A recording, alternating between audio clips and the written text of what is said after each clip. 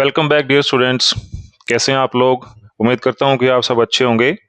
तो बेटा मैथमेटिक्स की हम लोग एक्सरसाइज थर्ड स्टार्ट कर रहे हैं, chapter number 3, ninth class mathematics NCERT को सोल्व हम कर रहे हैं। और इसके अंदर आज का हमारा जो चैप्टर स्टार्ट कर रहे हैं उसका टाइटल है द वर्ल्ड ऑफ नंबर्स। यानी इस चैप्टर में हम लोगों ने नंबर्स को स्टडी करना है।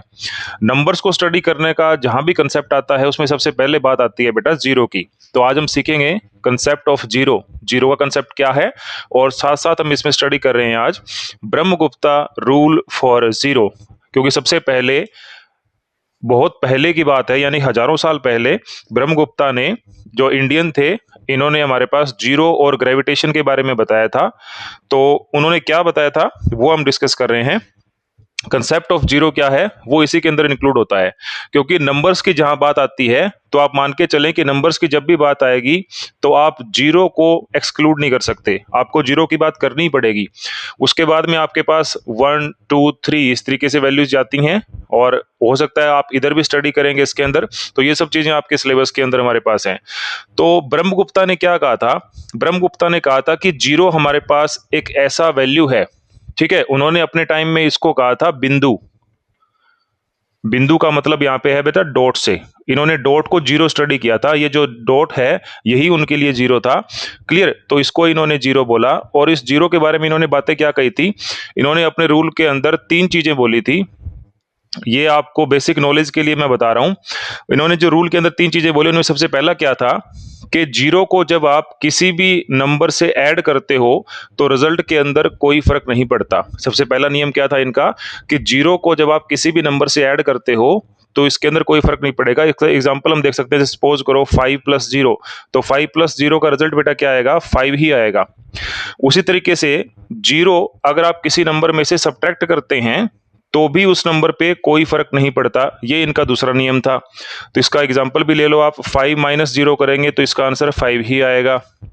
तीसरा उन्होंने क्या बताया कि अगर आप जीरो को किसी नंबर के साथ मल्टीप्लाई करते हैं तो उसका रिजल्ट जीरो आता है। जैसे एग्जांपल में 2 × 0, तो आंसर क्या आएगा? 0 आएगा। ये 3 नियम जो हैं वो ब्रह्मगुप्ता ने बताए थे, हजारों साल पहले की बात है। और उसी के बेसिस पे आगे मैथमेटिक्स जो है वो चलना शुरू हुआ और दुनिया को ये पता लगा था कि जीरो भी कोई चीज होती है। और फर्दर हमारे पास ये सिलेबस के अंदर चीजें हैं, उनको हम स्टडी करते हैं। तो ये था कंसेप्ट हमारा जीरो के बारे में, और Brahmagupta rule for zero. Now zero के बाद में जैसे मैंने आपको बताया कि आपके पास जीरो के बाद में 1 2 3 इधर नंबर आते हैं, तो ये इस तरीके से भी हो सकते हैं, -1 -2 -3। तो इस चीज को हम स्टडी करते हैं। ये हमारा इस चैप्टर का अगला पार्ट है। Now concept of integers. Concept of integers, integers का मतलब क्या है, इंटीजर कौन से नंबर होते हैं, इसके बारे में बेटा ये जानते हैं। जैसे आपको मैंने अभी बताया कि हमारे पास एक नंबर है 0। अब 0 है तो 0 के बाद भी कुछ नंबर होंगे या 0 से पहले भी कुछ नंबर होंगे, उस चीज को स्टडी करते हैं। तो इसके लिए एक हॉरिजॉन्टल कंसीडरेशन कर लेते हैं और उसमें एक जगह पे 0 निशान लगा लेते हैं। अब जब आप 0 के राइट साइड में बढ़ेंगे, जब आप 0 के राइट साइड में बढ़ेंगे तब आप ये देखोगे कि कुछ संख्या जो है वो इंक्रीज कर रही है, कुछ चीज बढ़ रही है। तो इसका मतलब ये हो गया कि आप पॉजिटिव साइड जाओगे। जब आप 0 के लेफ्ट साइड में आओगे तब आप देखोगे कि 0 में से लेफ्ट जब आते हैं तो कुछ संख्या घट रही है, तो इसका मतलब आप नेगेटिव साइड में आओगे। यही इन्होंने कहा था कि 0 के बाद में जैसे जैसे हम लोग आगे बढ़ते हैं स्केल के ऊपर, तो हमारे पास 1 2 3 4 5 इस तरीके से नंबर आते हैं। और 0 से लेफ्ट साइड में जब हम आते हैं तो हमारे पास -1 -2 -3 -4 -5 इस तरीके से नंबर आते हैं। तो ये जो सेट बना बेटा 0 के बाद में ये नंबर और 0 से पहले ये नंबर, ये जो सारा सेट बना है हमारा, ये कहलाता है इंटीजर्स। यानी इन सभी को इंक्लूड करके हमारे पास क्या बनते हैं? इंटीजर। तो इनको हम क्या बोलेंगे? Negative numbers. ये हमारे पास नेगेटिव नंबर हैं। ये क्या हो गए? हमारे पास पॉजिटिव नंबर्स हो गए। और ये क्या है? सेंटर में हमारे पास क्या है? 0 है। सो including negative number, including 0 and including positive number, ये कंप्लीट जितना भी हमारे पास नंबर बनते हैं ये सब बेटा क्या कहलाते हैं? इंटीजर कहलाते हैं। ये कंसेप्ट है हमारा इंटीजर्स का। इसमें कुछ नाम और हैं ऐसे जो आपको याद रखने हैं, दिमाग में रखने हैं। जैसे इनको हम बोल सकते हैं फॉर्च्यून, और इसको हम बोल सकते हैं डेप्थ। ठीक है, हिंदी में अगर इसको समझे तो इसका मतलब हो गया हमारे पास धनात्मक, और ये इसका मतलब हो जाएगा बेटा ऋणात्मक। क्लियर? तो ये हमारे पास धनात्मक है यानी कि पॉजिटिव है, ये हमारे पास ऋणात्मक है यानी कि नेगेटिव है, और जीरो इन दोनों के बीच में एग्जिस्ट करता है। तो ये कंप्लीट हमारे पास क्या कहलाते हैं? इंटीजर कहलाते हैं। इसके अंदर आपके पास नेगेटिव नंबर भी आ गए, पॉजिटिव नंबर भी आ गए, और जीरो भी हम लोगों ने इसमें इंक्लूड कर लिया। ओके, अब इनके ऊपर रूल क्या अप्लाई होते हैं उसके बारे में जानते हैं। ये भी ब्रह्मगुप्ता ने हमें बताया था। चलो रूल में यही लिख लेता हूं। सबसे पहला रूल, यानी इंटीजर्स के रूल क्या हैं? Rules of integers. ठीक है, ये भी बेटा ब्रह्मगुप्ता ने बताया था। सबसे पहला रूल क्या है कि इंटीजर्स जो हैं हमारे पास, इसमें तीन तरह के नंबर आ गए, नेगेटिव नंबर, जीरो और पॉजिटिव नंबर। तो पहला नियम इन्होंने क्या कहा था कि अगर आप पॉजिटिव नंबर को ऐड करते हैं तो उनका रिजल्ट भी क्या आएगा? पॉजिटिव नंबर ही आएगा। फॉर एग्जांपल, जैसे आप ऐड करते हैं 5 + 2, तो इसका आंसर हमारे पास क्या आया? 7। यानी आपने क्या किया, एक पॉजिटिव नंबर लिया, उसमें दूसरा पॉजिटिव नंबर ऐड कर दिया, तो इसका रिजल्ट भी क्या आएगा? पॉजिटिव आएगा। मतलब फॉर्चून को फॉर्चून में जोड़ने से आंसर भी क्या आ रहा है? फॉर्चून आ रहा है। इसी तरीके से दूसरा रूल इसका हम देख सकते हैं। दूसरे रूल में हम कंसीडर कर लेते हैं नेगेटिव नंबर्स को। ठीक है, जब आप नेगेटिव नंबर्स को ऐड करते हैं तो इसका रिजल्ट नेगेटिव आएगा। क्लियर? कैसे? जैसे फॉर एग्जांपल -5 + -2, जब इनको आपने जोड़ा तो इसका आंसर बेटा क्या आया? -7। इसका मतलब क्या हो गया कि हमारे पास जैसे ही हम लोग डेब्ट को या ऋणात्मक को ऐड करते हैं तो उसका आंसर भी डेब्ट में ही आता है। ये हो जाएगा हमारे पास दूसरा नियम। तीसरा नियम इसका क्या रहता है कि अगर आप फॉर्चून में से जीरो को माइनस करते हो, यानी कि पॉजिटिव में से पॉजिटिव नंबर एंड जीरो का डिफरेंस करते हो, तब आंसर आपके पास क्या आता है? पॉजिटिव नंबर ही आता है। फॉर एग्जांपल 7 में से जीरो निकाला आपने तो आंसर क्या आएगा? 7 ही आएगा, क्योंकि जीरो को आप भले ही ऐड करें या उसको माइनस करें तो कोई फर्क नहीं पड़ने वाला, तो इसका आंसर हमारे पास यही आएगा। इसी तरीके से अगर आप नेगेटिव नंबर के अंदर से भी जीरो को निकालते हैं तो भी आंसर हमारा क्या आता है? यही आएगा। तो मैं दोनों लिख लेता हूं एक ही जगह पे। नेगेटिव नंबर के साथ भी सेम कैटेगरी है, उसका भी एग्जांपल हो जाएगा -6 -0, तो आंसर -6, इसमें भी कोई डिफरेंस नहीं आता। फोर्थ रूल इसका क्या बनता है? प्रोडक्ट अगर आप करते हैं, ये सबसे इंपॉर्टेंट है, अगर आप प्रोडक्ट करते हैं किसका? नेगेटिव नंबर का एंड पॉजिटिव नंबर का, तो उसका जो रिजल्ट है वो नेगेटिव नंबर आता है। ठीक है, यानी कि डेब्ट का और फॉर्चून का अगर आप प्रोडक्ट करते हैं तो उसका जो रिजल्ट है वो हमारे पास क्या आता है? नेगेटिव नंबर आता है। इसका एग्जांपल हमारे पास क्या रहेगा?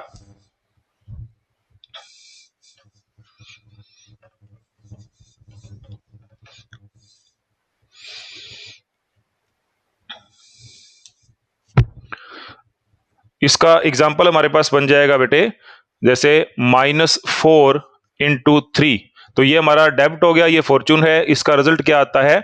-12। तो ये हमने लिखा कि प्रोडक्ट जब आप करते हैं नेगेटिव नंबर का और पॉजिटिव नंबर का, तो आंसर क्या आता है? नेगेटिव नंबर आता है। तो ये कुछ रूल जो है वो आपने याद रखने हैं। एक रूल इसमें और भी बन सकता है कि अगर आप प्रोडक्ट करते हैं नेगेटिव नंबर का किसके साथ? नेगेटिव के साथ, तो उसका रिजल्ट बेटा पॉजिटिव आता है। यानी डेब्ट का डेब्ट के साथ ही प्रोडक्ट करते हैं तो आंसर रिजल्ट में हमारा पॉजिटिव आएगा। फॉर एग्जांपल -5 × -2, तो इसका आंसर हमारे पास +10 आएगा। क्लियर? तो जब डेब्ट और डेब्ट का प्रोडक्ट करोगे तो आंसर क्या आएगा? पॉजिटिव आएगा। तो ये कुछ रूल हैं जो आपने इसके अंदर याद रखने हैं। अब इसको मैं रिपीट कर देता हूं। सबसे पहले, जब आप धनात्मक यानी कि पॉजिटिव नंबर को ऐड करोगे किसी पॉजिटिव नंबर के साथ तो आंसर आपका पॉजिटिव आएगा। जब आप नेगेटिव नंबर को ऐड करोगे किसी नेगेटिव नंबर के साथ तो आंसर आपका नेगेटिव आएगा। जब आप पॉजिटिव और नेगेटिव किसी को भी जीरो के साथ में डिफरेंस करोगे या ऐड करोगे तो आपका आंसर वही आएगा जो वो नंबर था। जब आप प्रोडक्ट करोगे किसी नेगेटिव नंबर का किसी पॉजिटिव नंबर के साथ तो आपका आंसर क्या आएगा? नेगेटिव आएगा। जब आप प्रोडक्ट करोगे किसी नेगेटिव नंबर का किसी नेगेटिव नंबर के साथ में तो आपका आंसर क्या आएगा? पॉजिटिव आएगा। तो ये सब था हमारा डिटेल इंटीजर के बारे में। अब हम करते हैं बेटा एक्सरसाइज इसका। और एक्सरसाइज नंबर हमारे पास क्या है 3.2। एक्सरसाइज 3.2 का पहला क्वेश्चन दिया गया है, the temperature in the high altitude desert of Ladakh is recorded as 4 degree at noon. Temperature recorded at noon यानी कि आफ्टरनून के अंदर जो वैल्यू है टेम्परेचर का, सपोज इसको टी या कुछ भी वैल्यू लेट कर लो, टेम्परेचर हमारे पास दे रखा है दैट इज 4 डिग्री सेल्सियस। उसके बाद स्टेटमेंट है by midnight it drops by 15 degree. By midnight